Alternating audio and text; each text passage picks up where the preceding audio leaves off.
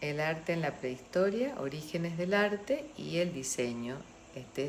Empezamos ya con esta situación, primero antes de empezar con la historia. Entonces, bueno, tenemos un concepto de dónde nos ubicamos, el Paleolítico Superior, donde surge el Homo sapiens, 20.000 y 15.000 años antes de Cristo. ¿Dónde? Espacio, o sea, hay que saber diferenciar, y ustedes tienen que saber diferenciar muy bien el tiempo y el espacio. El tiempo es cuándo y el espacio dónde. El espacio fue en Francia y España, pero también tenemos representaciones en África y también en América, en Argentina y en el sur de nuestra Argentina también tenemos representaciones de elementos prehistóricos. Entonces, el ambiente prehistórico lo vamos a caracterizar, el origen de esa ciudad, digamos, de los primeros habitantes, cómo era su civilización y su cultura, ¿no? Entonces vamos a decir que los primeros hombres y las primeras mujeres durante miles de años son nómades, recolectores y cazadores. Viven en grupos y no tienen casa, ¿sí? Estaban ocupando cavernas, tiendas, se trasladaban. Para defenderse de la intemperie se refugiaban en cuevas o cavernas. En el periodo llamado Paleolítico Superior, hace unos 40.000 años, los grupos humanos se organizan, elaboran ritos mágicos o religiosos relacionados con la caza, la recolección. Algunas de esas preocupaciones comienzan a expresarse a través del arte. Entonces, lo vamos a encontrar en cuevas, en cavernas, el arte de estos primeros, digamos, hombres. Hace unos 10.000 años varía el clima y los recursos escasean. Comienza el llamado Neolítico. Distintos grupos humanos descubren la agricultura y hay un gran camino en la vida de la humanidad. Un camino al cambio. Como consecuencia de esa primera gran revolución de la historia, los hombres y las mujeres se hacen sedentarios, construyen casas y organizan poblados. Ha nacido acá digamos, la construcción, la arquitectura, y con ello conlleva a el surgimiento también de esas pinturas murales y del arte aplicado a esas pinturas. Entonces vamos a desarrollar, acá vemos el periodo neolítico, las primeras casas, ¿no? Ven cuando ya el hombre se hace sedentario, de planta circular, hecha en adobe, que es una pasta de barro mezclada con paja, digamos, y que hoy nosotros en Mendoza la usamos mucho, la hemos utilizado mucho. Y la agricultura fue la base, ¿no es cierto?, de toda esa, de ese periodo neolítico. ¿Cuáles eran los materiales que se utilizaban? La madera, la caña y la paja, ¿no?, para poder hacer, digamos, uno de los elementos, combinándolos, la piedra y el adobe en esas bóvedas que eran muy resistentes. Y acá vemos cómo también tejen esta suerte de enramado que también se le denominó quincha. Bueno, cómo esos primeros, digamos, prehistóricos influyeron en nuestra actualidad. ¿En qué? Por ejemplo, en ese en la relación de los monoespacios, o sea, del nacimiento del loft. Ellos vivían en espacios reducidos y únicos. Bueno, el loft tiene esa característica, ¿no?, de, digamos, de reuso, de reutilización de espacios ya abandonados, industriales, que se recuperaron y que generan esta actividad distinta. Lo tenemos acá, ¿no?, un local único, integrado, donde solo el lugar de baño o de, digamos, más privado es el que está separado del resto del ambiente. Bueno, esta gente construyó, por supuesto, a medida que se fueron sedentarios, poblados, ya sea fijos en lugares, digamos, en tierra o lacustres sobre el agua, ¿no? Tenían una sociedad piramidal, el jefe era el primero, luego los alfareros, tejedores e hilanderos, como vemos en la pirámide de la izquierda, luego los campesinos y ganaderos en la base. Las aldeas estaban cerradas con una suerte de entramado para protegerse, y bueno, ya ahí vemos pequeños grafitis que se han establecido como decoración en las cabañas. Bueno, imágenes de este neolítico, diferentes tipos de, según la posición geográfica y la estación del año, ¿no? de estas aldeas neolíticas. Por ejemplo, las de la izquierda tenían el nombre de palafitos, ¿sí? Tiendas apoyadas sobre pilotis para protegerse del agua, también de la nieve, bueno, de los elementos climáticos importantes. Bueno, aparece el lenguaje, ¿no? Y con ello no solo aparece el lenguaje, sino también la fabricación de utensilios. Ese Homo sapiens va evolucionando, ¿sí? Hasta convertirse en el Homo sapiens sapiens, ¿no? Es decir, hay una evolución del primer Homo sapiens, desde el 100.000 a.C. hasta el 10.000 a.C. Y con esto también la aparición de la escritura, que los primeros que la incorporan son los sumerios en el 4000 a.C., pero con los que se le da principal desarrollo y se lo considera como un elemento de cambio fue con los egipcios a partir de los jeroglíficos. Estos sumerios importantes porque usaban un estilo de madera para grabar sobre tablillas. Entonces ese tipo de escritura, como la vemos en pantalla y como la vemos con la imagen de fondo, se llamó escritura cuneiforme. Es importante ese antecedente, sobre todo para los digamos, la gráfica que vamos a estudiar a lo largo de toda la materia. Bueno, el Paleolítico, 20.000 años antes de Cristo, luego el Neolítico, sociedad agrícola. ¿Cuáles fueron los principales monumentos? Los monumentos fueron el menhir, men es piedra, ir larga, el dolmen, que dividido en dos, mesa, piedra, y un grupo. Combinándolos a los dólmenes sale el galerías o el cromlech, también se le llama galerías dolménicas. Antes de hablar un poquito de los dólmenes, de los menhires, vamos a relatar un poco cómo era la escultura prehistórica.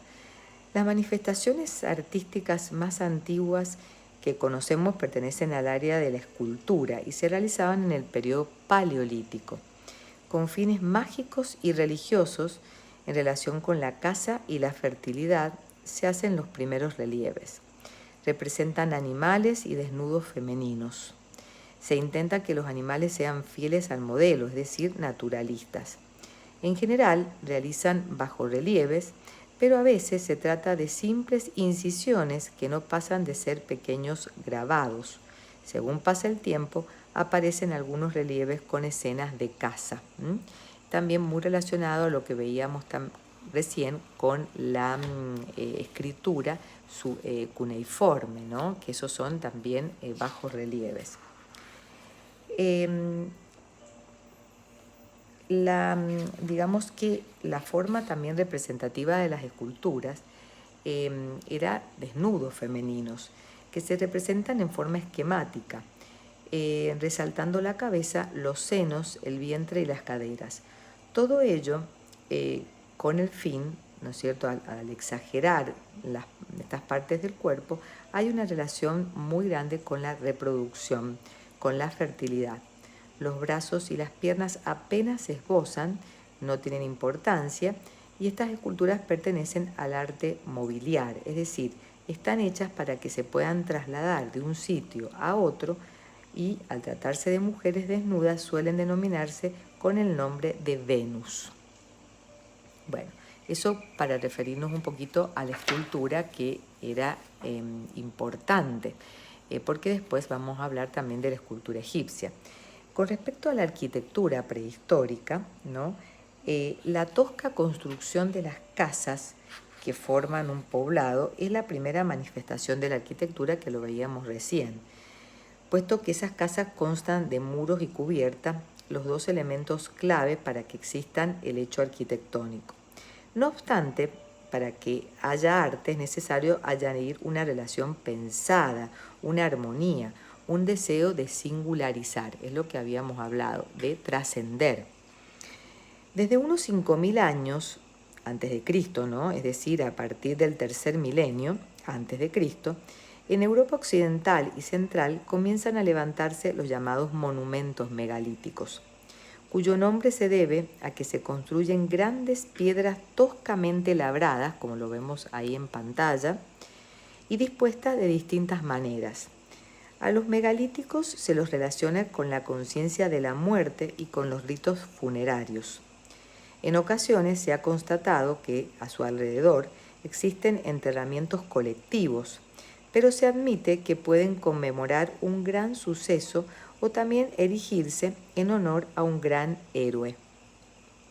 También pueden haberse construido como señal o delimitación de un lugar sagrado o mágico. Siempre está lo mágico, lo ritual, ¿no? Entonces, el menhir es una piedra muy tosca, labrada, hincada en la tierra en sentido vertical. La alineación son series de menhires colocados en fila. O sea, a veces los menhires, como lo vemos en la derecha arriba, se alinean y se colocan en fila. El dolmen está formado por varios menhires que delimitan un espacio alargado o que está formándose un círculo. Sobre ellos se dispone una enorme piedra poco labrada y en posición horizontal, que sirve de cubierta. Es como una gigantesca mesa de varias patas, que se dice galería o cromlech. Una variante del último tipo, del dolmen, presenta un pasillo que lleva a la cámara circular y todo ello está cubierto con tierra. Es decir, que hay una variación del cromlech con cubierto, ¿no?, para hacer una suerte de galería. La cámara circular no suele cubrirse con una gran piedra, sino con una bóveda falsa, es decir, realizada con hileras de piedras salientes que se aproximan hacia el centro hasta cubrir todo el espacio. Los monumentos megalíticos se desarrollan las murallas de los poblados, que son muy importantes desde un punto de vista técnico, que no se los considera desde un punto de vista artístico. Entonces, son elementos, muy interesantes a la hora de ser el antecedente a lo que vamos a desarrollar, ¿no? Acá vemos el dolmen a la izquierda, las dos piedras puestas verticales y una tercera horizontal, y fíjense cómo la forma de llevar una piedra arriba de la otra a partir de una gran polea. El menhir es una piedra vertical colocada en forma individual, ¿no?, que puede estar en hilera o no. Acá vemos fotos de las galerías dolménicas o cromlech, ¿no? Esta está ubicada en el sur de Inglaterra, donde es famoso ir a conocer los cromlech de mayor prestigio en el mundo. Bueno, fíjense ese atardecer con ese cromlech en el sur de Inglaterra. Fíjense la estética no solo de la imagen dolménica, sino de la fotografía. Bueno, las pinturas rupestres que se encuentran fundamentalmente en Francia, España y África, en distintas grutas.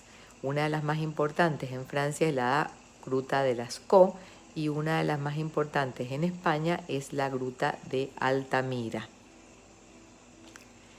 Estas pinturas las podemos encontrar así, son pinturas, esta está en España, mágicas y rituales porque tienen, o sea, se hacían en las cuevas y te tomaban la forma de la cueva, en este caso un bisonte o un animal que les servía a ellos como buena suerte a la hora de cazarlos, ¿sí? Y de tener suerte para alimentarse.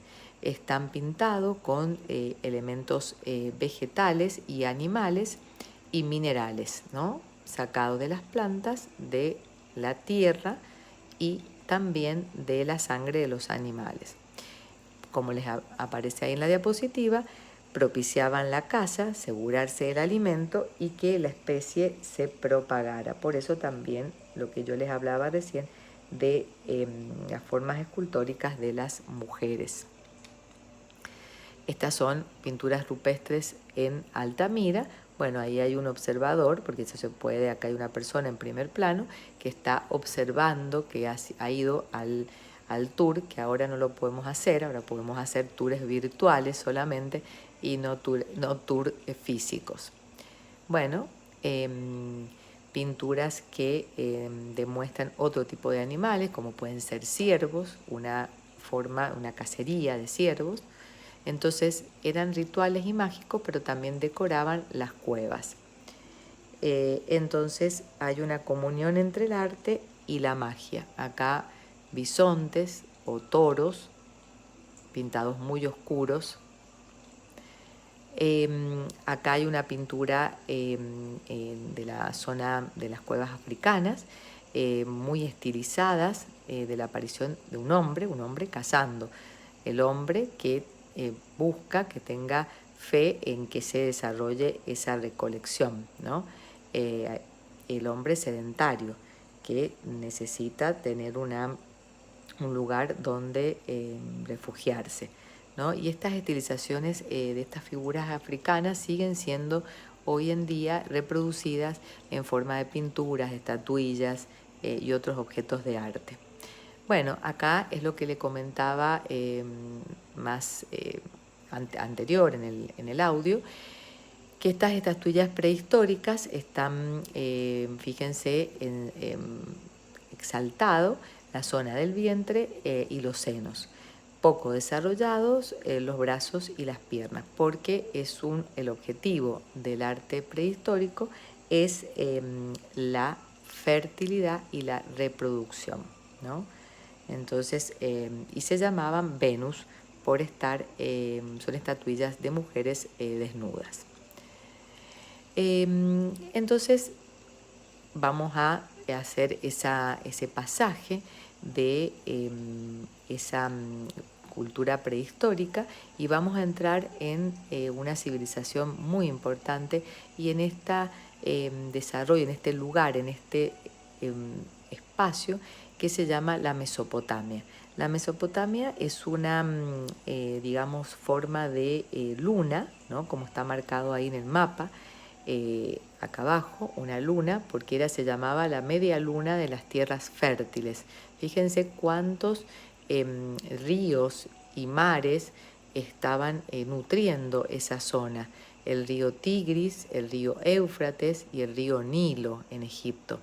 O sea que eran planicies de aluvionales muy importantes en Oriente Medio, ¿no? Y es el inicio de las civilizaciones antiguas. Bueno, ahora cortamos este video para ya empezar con la civilización mesopotámica y egipcia.